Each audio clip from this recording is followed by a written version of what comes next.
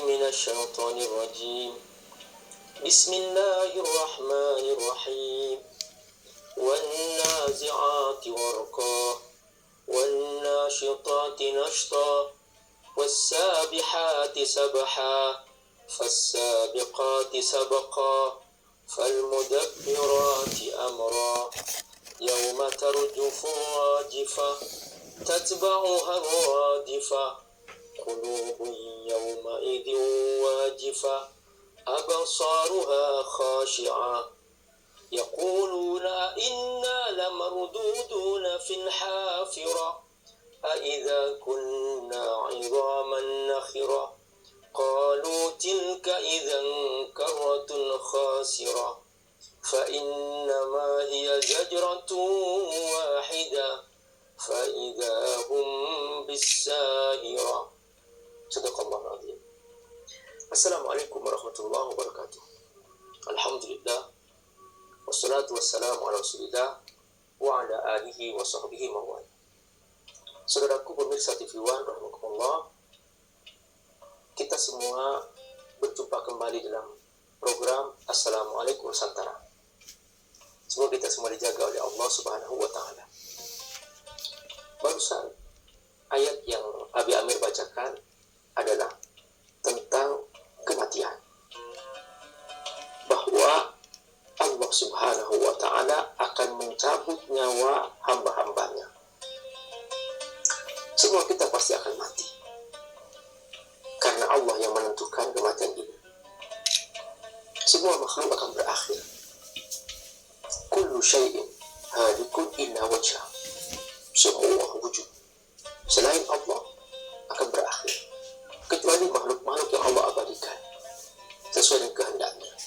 Saudara Allah, Allah Subhanahu wa Ta'ala yang menentukan ini semua, dan Allah punya pasukan khusus untuk mencabut nyawa manusia. Dalam surah An-Nazi'at, Allah menceritakan bahwa ada malaikat yang khusus mencabut nyawa orang-orang tidak beriman. Dan Allah menggunakan istilah wan-nazi'at dari kata nazi'at yang za'ud, artinya mencabut dengan keras. Mencabut dengan keras. Jadi para malaikat, mereka adalah makhluk-makhluk yang spesialis, punya tugas khusus dari Allah untuk mencabut nyawa. Nah, orang-orang tidak beriman yang mereka hidupnya maksiat, dosa, hidupnya najis, ya, coba habis berzina nggak pernah mandi, nggak pernah mereka berwudu, najis hidupnya dan penuh dengan maksiat, nggak ada pahalanya sama sekali. Setiap hari makan apa yang Allah sediakan, minum air yang Allah sediakan, perbuatannya bukan untuk Allah. Bayangkan coba, kalau ada seorang karyawan, dia menikmati fasilitas kantor, tapi perbuatannya setiap hari melawan pemilik perusahaan. Tentu kan orang seperti ini tidak tahu diri. Nah, ada orang hidup di muka bumi ini, dia menggunakan cahaya matahari dari Allah, menggunakan air dari Allah, makan buah-buahan dari Allah, semua dari Allah. Tapi perbuatannya, ya Allah, menyedihkan. Dia melawan Allah Subhanahu wa Ta'ala. Maka hatinya terpaut ke dunia, hatinya bersama dunia, sulit untuk pindah ke alam akhirat. Dia tidak siap pindah ke alam akhirat. Mengapa? Karena dia sudah menyatu dengan dunia. Maka ketika para malaikat berusaha untuk mencabut nyawanya, malaikat mencabut nyawanya dengan keras. Wan-nazi'ati gharqa. Perhatikan, demi para malaikat yang mencabut nyawa orang-orang yang tidak beriman, para pendosa, para pendurhaka, mereka dengan keras. Kenapa keras?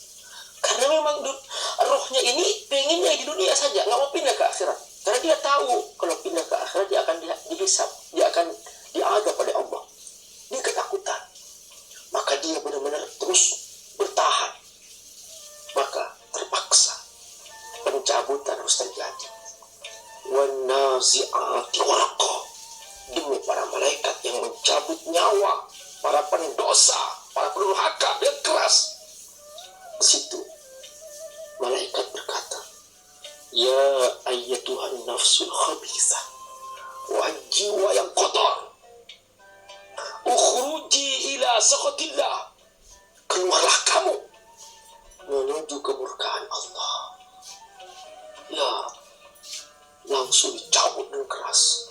Begitu keluar, seluruh seantero alam semesta, seantero langit, semuanya mencium bau busuk dan semua melaknat. Roh siapa ini? Laknat, di mana-mana laknat, karena dia hidupnya melawan Allah Subhanahu wa taala.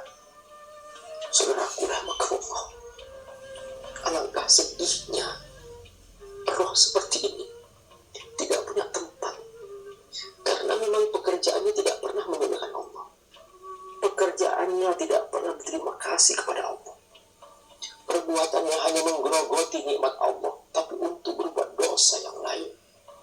Maka sungguh murka Allah tak terhingga kepadanya. Dan semua malaikat Allah melaknatnya. Wan nazi'ati gharqa. Malaikat ini benar-benar murka dan marah. Kenapa sih kok ada makhluk seperti ini? Gak tahu diri, diberi akal, tidak digunakan untuk berterima kasih kepada Allah SWT. Kebalikannya, ada kematian lain lagi. Kematian seorang yang beriman kepada Allah. Setiap hari berwudu, mencuci dosa-dosanya. Dosa mata dibersihkan, dosa hidung dibersihkan, dosa mulut dibersihkan dengan air wudu. Dosa tangan dibersihkan. Masya Allah, cerah ceria. Merasa indah sholat, indah sujud, indah membaca Quran, indah membaca Al-Quran. Allahu Akbar. Nggak pernah bosan dia menikmati firman Allah Subhanahu wa taala sebagai hidangan yang turunkan dari langit. Hiburannya hanya membaca Quran. Dulu para sahabat, mereka generasi contoh terbaik yang selalu hidup bersama Quran. Mereka tidak pernah punya referensi yang lain. Hiburannya mereka hanya membuka Quran, mengulang-ulang baca Quran. Sampai-sampai diceritakan bahwa yusma' min buyutihim sautul kadwin nahar, terdengar di rumah-rumah mereka suara mendengung orang-orang baca Quran. Masya Allah, air mata menetes karena bertobat kepada Allah SWT. Sujud tak pernah bosan, gak pernah berhenti. Puasa Ramadan menahan dari nafsu, jangan sampai nafsu memimpin dirinya, justru dia mengenakan nafsunya. Masya Allah. Nah, inilah jiwa yang beriman. Jiwa yang beriman, ketika dicabut nyawanya, dia ringan sekali. Karena dia merindu Allah Subhanahu wa ta'ala. Dia rindu ingin ketemu Allah. Dia rindu ingin bersama Allah. Dia rindu ingin masuk surganya Allah Subhanahu wa ta'ala. Dia telah membangun rumah di surga dengan salat-salatnya. Nabi bersabda, inna bil yaum isnatay asyrakah. Sesungguhnya setiap hari ada 12 rakaat.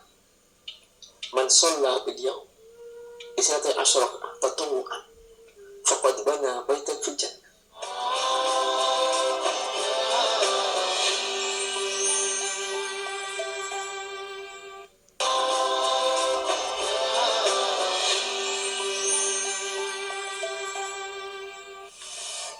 Siapa yang setiap hari melaksanakan 12 rakaat minimal, 2 rakaat sebelum zuhur, 2 rakaat setelah zuhur, 2 rakaat setelah maghrib, 2 rakaat setelah isya, 2 rakaat sebelum subuh.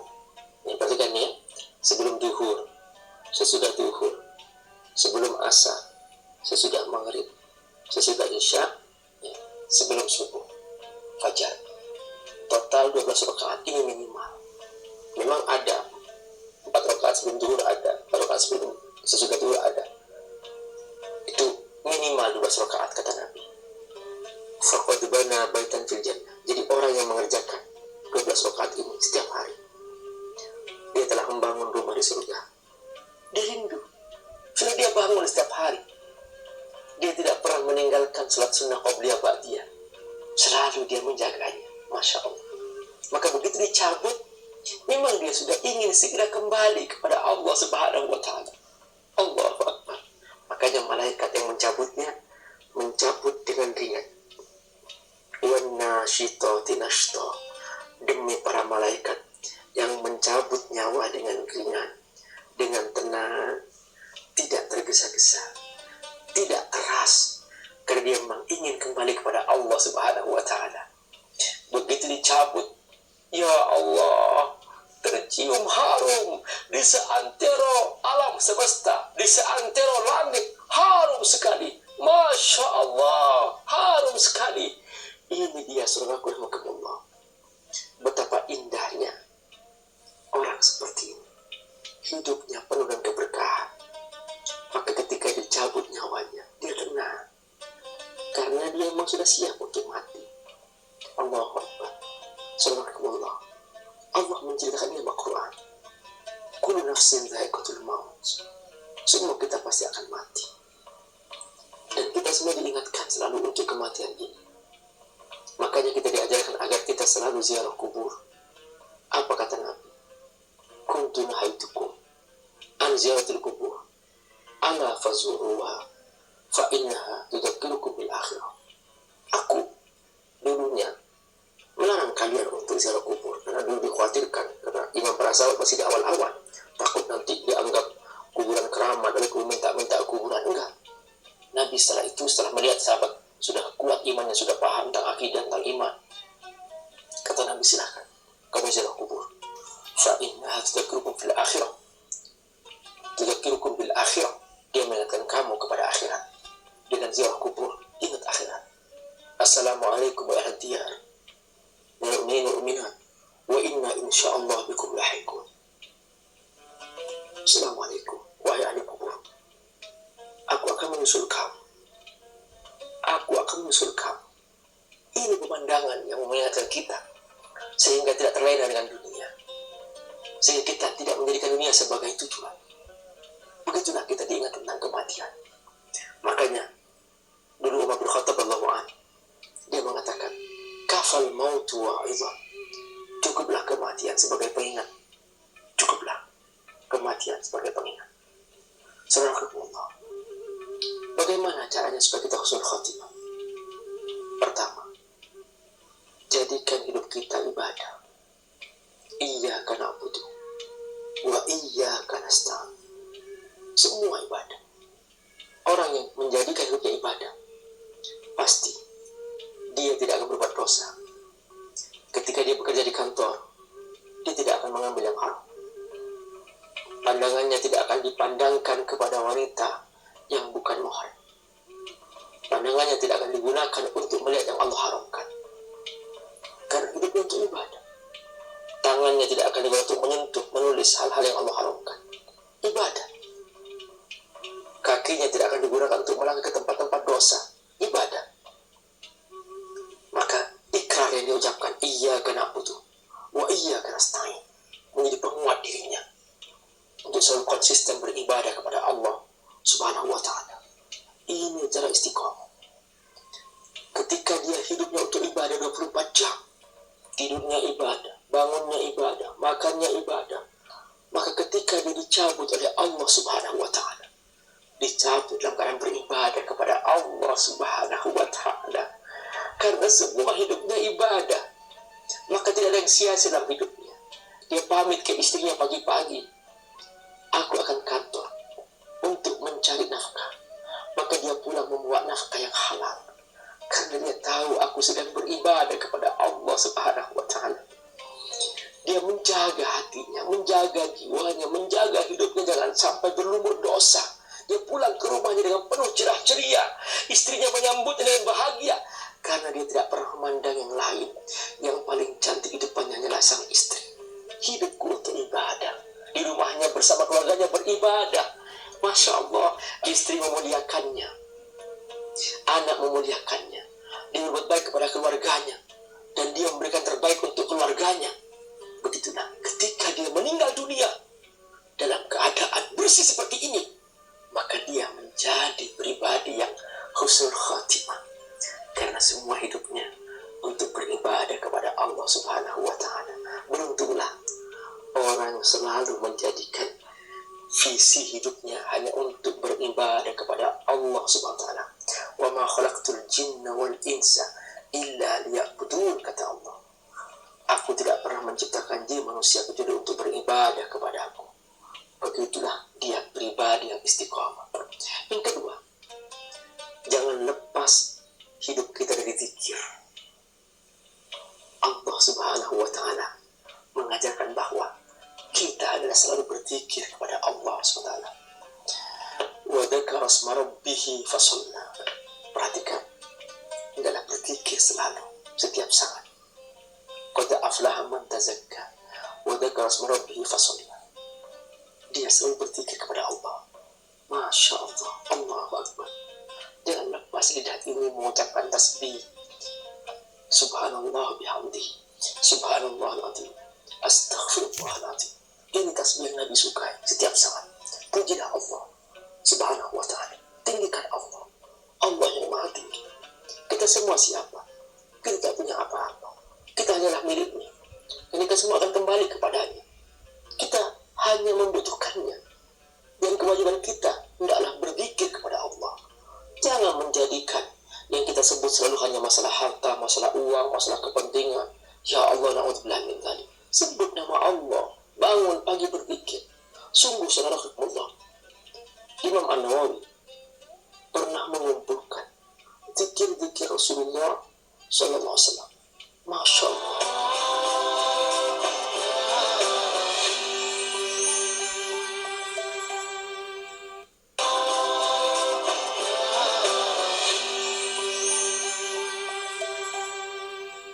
Zikir Nabi begitu banyak. Nabi setiap terbangun dari tidurnya berzikir. Makanya Nabi bersabda, man ta'arrah bil lail, siapa yang terbangun di malam hari, summa qala, beliau berkata, la ilaha illallah wahdahu la syarikalah, lahul mulku wa lahul hamdu wa huwa ala kulli syai'in qadir, Allahumma ighfirli, ya Allah ampuni aku. Ghafarallahu lahu, Allah mengampuni dosa-dosanya. Terbangun berzikir, bangun tidur berzikir. Alhamdulillahilladzi ahyana ba'dama amatana wa ilayhi nusyur. Masya Allah, mau tidur berzikir, bismika Allahumma ahyi bismika amut. Mau masuk toilet berzikir, Allahumma inni a'udzubika min khubuthi wal khaba'is. Keluar dari toilet berzikir lagi, alhamdulillahilladzi adaba 'anni al-adha wa 'afani. Hidupnya berzikir, Masya Allah. Makanya Nabi ketika keluar dari toilet, Nabi minta ampun kepada Allah. Ghufranak, alhamdulillahilladzi adaba 'anni al-adha wa 'afani. Sempat para ulama hadis mereka mencari makna, kenapa kok Nabi minta ampun kepada Allah pada saat keluar dari toilet. Ternyata setelah mereka meneliti semua buku hadis, semua zikir Nabi, ternyata mereka menemukan bahwa maka Rasulullah sallallahu alaihi wasallam yatruku dzikrullah wa la lahza illa wa huwa fil hammam fakariha ala nafsihi ayadhkurullah fi fastaghfarallah indahul bil hammam. Masya Allah, Nabi tidak pernah meninggalkan zikir satu detik pun kecuali ketika di toilet. Dia merasa makruh, takut dianggap dosa oleh Allah. Di toilet tempat kotor berzikir, Nabi berhenti berzikir, keluar langsung, ghufranak, ampuni aku ya Allah, ampuni aku ya Allah. Subhanallah. Saudaraku rahmatkan Allah, itulah Rasulullah sallallahu alaihi wasallam, hidupnya berzikir. Maka orang kalau berzikir itu menerus, dia orang putus, ya pasti ketika dicabut nyawanya, meninggal dunia, dalam keadaan berzikir. Lidahnya sedang basah dengan zikir, lidahnya sedang penuh dengan zikir kepada Allah Subhanahu wa Ta'ala. Begitulah saudara Allah, pribadi yang selalu bersama Allah Subhanahu wa Ta'ala, maka dia husnul khatimah.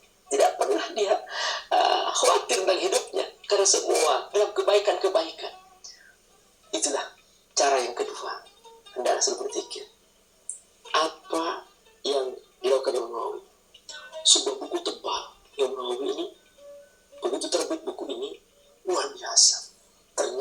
isinya tentang zikir-zikir Rasulullah SAW. Itulah namanya kitab Al-Adhkar. Para ulama menyebutkan bahwa ini kitab yang luar biasa. Hidupnya Rasulullah penuh dengan zikir. Makanya benar kalau hidupnya Nabi husnul khatimah, karena Nabi semua bersama Allah SWT. Dan mereka berlomba-lomba mengamalkan isi zikir ini, sampai-sampai mereka mengatakan bahwa man indahul azkar faka'annama indahud dunya ma fiha. Orang yang punya kitab al-azkar dan mengamalkan isinya sudah cukup, sudah dia seperti punya dunia dan seisinya. Masya Allah. Ini cara yang kedua supaya kita husnul khatimah, berbanyak berzikir kepada Allah Subhanahu wa ta'ala. Yang ketiga adalah bacalah Al-Quran selalu. Al-Quran, ini Al-Quran di depan kita. Ini tidak pernah jauh dari kita, tergantung kita. Bahkan Al-Quran ini sudah ada di HP-HP kita. Allah berjanji bahwa inna nahnu nazzalna dzikra wa inna lahu lahafidun. Sesungguhnya kami yang menurunkan Al-Quran dan kami yang akan menjaganya. Allah sudah menggerakkan semua manusia di muka bumi, yang beriman, yang kafir sekalipun, mereka juga ikut menjaga Quran. Bahkan mereka membuat Quran digital, sampai mereka membuat Quran software untuk supaya laku bisnisnya. Masya Allah, sekarang sudah tidak mungkin Al-Quran hilang. Gak usah khawatir surah Al-Quran hilang, tapi khawatirlah jangan-jangan kita tidak sempat membacanya, jangan-jangan kita tidak mampu membacanya. Na'udzubillah min dzalik. Ini zikir, baca Quran, dia nggak pernah dibatasi waktu, ya Allah. Semua ibadah ada waktunya. Sholat ada waktunya, ada waktunya semua. Puasa Ramadan ada waktunya, pergi haji ada waktunya. Tapi membaca Quran nggak ada waktu. Kapan saja kita bisa baca. Makanya pas dia baca Quran, dicabut nyawanya, meninggal dunia, husnul khatimah. Masya Allah. Jadi kejarlah semua ibadah yang tidak dibatasi waktu oleh Allah SWT. Itu seperti zikir, baca Quran, ini semua adalah keindahan hidup di mana kita selalu merasakan bersama Allah Subhanahu wa Ta'ala. Karenanya, ayo kita berbanyak membaca Quran. Tidak ada yang sia-sia ketika kita selalu hidup bersama Quran, supaya kita husnul khatimah. Yang keempat, saudara Allah, supaya kita husnul khatimah, cari sahabat yang baik. Karena dengan sahabat yang baik, kita akan diingatkan untuk selalu bersama Allah Subhanahu wa Ta'ala. Orang yang bersama penjual parfum akan kebahagiaan harumnya. Orang yang bersama ulama akan kebahagiaan ilmunya. Maka kemana-mana dia bersama sahabatnya. Dulu Rasulullah SAW adalah contoh terbaik. Sahabatnya adalah orang-orang terbaik. Mengapa? Karena mereka bersahabat dengan Rasulullah SAW. Para tabi'in menjadi generasi terbaik karena mereka bersahabat dengan sahabat Rasulullah SAW. Tabi'in menjadi terbaik juga karena mereka bersahabat dengan sahabat-sahabat Rasulullah SAW. Persahabatan menentukan. Semakin kita banyak bersahabat dengan orang baik, kita akan dimudahkan untuk selalu bersama kebaikan-kebaikan. Ada sebuah cara kita dengan cara bikin komunitas, misalnya komunitas untuk mengaji, komunitas untuk berdakwah, komunitas untuk membantu urusan sosial. Apalagi sekarang di musim pandemi, banyak sekali orang-orang yang membutuhkan bantuan kita. Nah, ayo kita bergabung dengan sahabat-sahabat yang soleh, membantu kemanusiaan di mana-mana. Maka ini semua adalah cara kita untuk husnul khatimah. Pas dicabut, kita sedang membantu orang-orang miskin. Pas dicabut, kita sedang bersama mereka membaca Quran. Pas dicabut, kita sedang bersama sahabat-sahabat kita mentaati Allah SWT di masjidnya Allah SWT. Begitulah untungnya orang-orang yang bersahabat dengan sahabat yang baik. Saudarakumullah, lingkungan membantu kita untuk selalu istiqomah. Sahabat membantu kita untuk istiqomah. Zikir melayani kita untuk bersama Allah SWT. Al-Quran menguatkan kita untuk selalu bersama Allah SWT. Semua ini jalan husnul khatimah saat kita menghadap Allah Subhanahu wa Ta'ala. Siapa yang menutup harinya di saat hari terakhir dicabut nyawanya dalam ketaatan kepada Allah, inilah orang